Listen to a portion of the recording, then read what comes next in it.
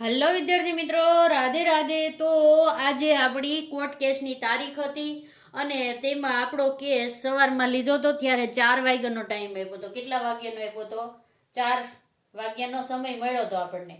અને આપણે તો શું ધારણા બાંધી લીધી, 4 વાગ્યાનો ટાઈમ હોય એટલે નેક્સ્ટ તારીખ આવે અને આપણો વારો આવતો નથી. પણ આ વખતે મિત્રો એવું નથી થયું.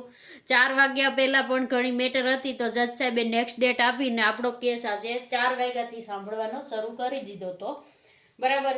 અને જ્યારે પણ કોર્ટનો સમય પૂરો થયો ને તેમ છતાં જજ સાહેબે સમજી લો ને 5 વાગ્યા પછી પણ આપણો કેસ સાંભળ્યો છે અને ફાઇનલ નિર્ણય આપીને આજે ભરતી પ્રક્રિયા શરૂ કરવાનો નિર્ણય આપેલો છે. બરાબર. તો બહેસમાં તો શરૂઆતમાં તો રાજ્ય પરીક્ષા બોર્ડના જે આપણા વકીલ સાહેબ છે એણે પીએમએલ અને ભરતી આગળ કરવાની મંજૂરી માંગી. ત્યારે થોડાક સામે પિટિશનરના વકીલ હતા એ મિત્રોની થોડીક દલીલ હતી અને એ થયું. પછી જજ સાહેબે છે એ તમારા જે પ્રશ્નો છે ને એ સાંભળ્યા. તો સ્ટેમ્પ ફોર વિકસિત ભારત વાળું, બરાબર, એક સ્ટેમ્પ વાળું, એક મૂળાક્ષર વાળો જે આપણે હતો ને જે મૂળાક્ષર હતા એમાં પ્રશ્નોનો જવાબ બદલી ગયો તો એ સાંભળો. અહીંયા સ્ટેપ વાળો સાંભળો.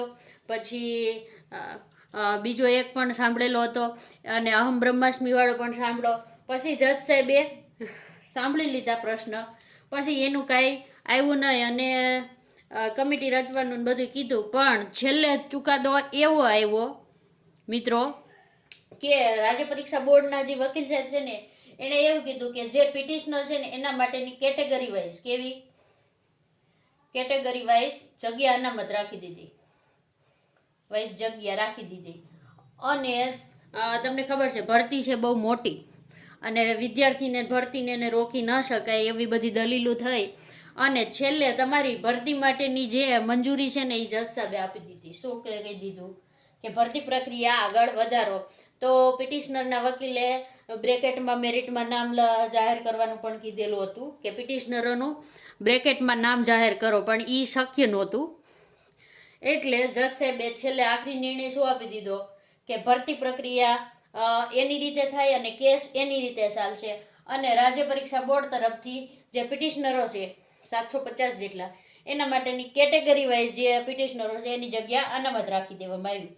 અને કોર્ટ કેસની જે આગળની તારીખ છે, જે આપણે કોર્ટ કેસના 19 પ્રશ્નો ખોટા છે એનો ચાલી રહ્યો છે કેસ, એની આગળની તારીખ છે ને મિત્રો તમને 14/8/2026 આપી દેવામાં આવી છે. એટલે હવે તમારું નેક્સ્ટ હિયરિંગ કયો એ 14/8/2026 રોજ હશે. અને આપણે તે પહેલાં પણ એક વિડીયોમાં કીધું હતું કે 130 જેટલા પાસ ઉમેદવારો છે ને એને અરજી પાછી ખેંચવાની વિનંતી કરવામાં આવી હતી, પણ ત્યારે જજ સાહેબે નેક્સ્ટ ડેટ આપી દીધી હતી. તો આજે ફરીથી એ મિત્રોને જે 130 જેટલા પાસ ઉમેદવારો છે ને જે પિટિશનર પણ છે, જેણે પિટિશન કરી છે, એ મિત્રોને છે ને પોતાના નામ છે પિટિશનમાંથી પાછા ખેંચી લેવા માટેની વિનંતી કરી છે. પણ જજ સાહેબે શું કર્યું છે કે એને આજે રહેવા દીધી છે. ઓલા વખતે જેમ રહેવા દીધી તેમ નેક્સ્ટ હિયરિંગમાં એનું પણ થઈ જશે. પણ રાજ્ય પરીક્ષા બોર્ડે છે ને આ લોકોને આશ્વાસન આપી દીધું છે કે તમે તમતાર ચિંતા ન કરતા, તમને નોકરી મળી જશે. બરાબર. નકર ઘણાને ડર હતો એટલે તો પિટિશનર પાછળ ખેંચતા હોય ને કે ભરતીમાં વારો નહીં આવે તો એટલા માટે. તો રાજ્ય પરીક્ષા બોર્ડના વકીલે એમને પણ લીલી ઝંડી આપી દીધી છે. બરાબર છે, પાસ છે એને. તો મિત્રો હવે તમને એક જ પ્રશ્ન થશે કે પીએમએલ ક્યારે આવી શકે? થાય ને પ્રશ્ન.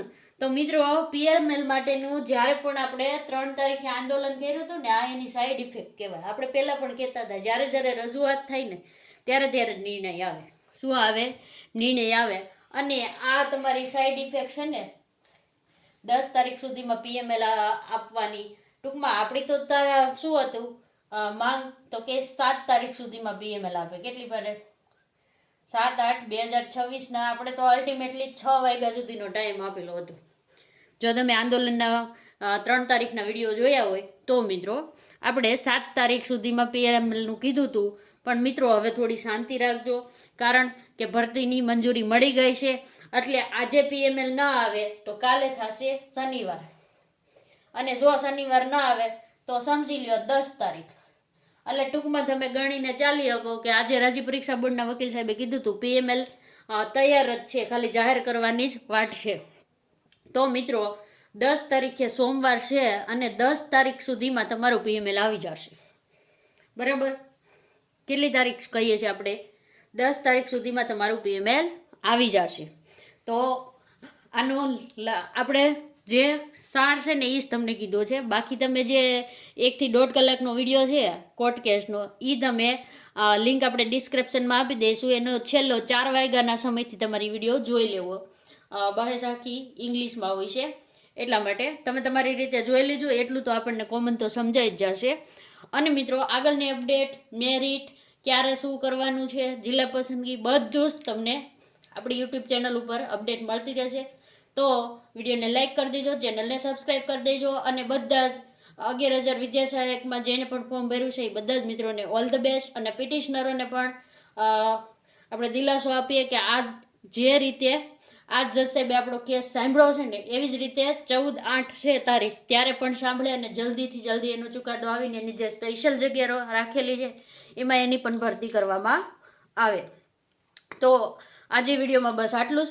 વિડીયો પૂર્ણ કરે છે. રાધે રાધે.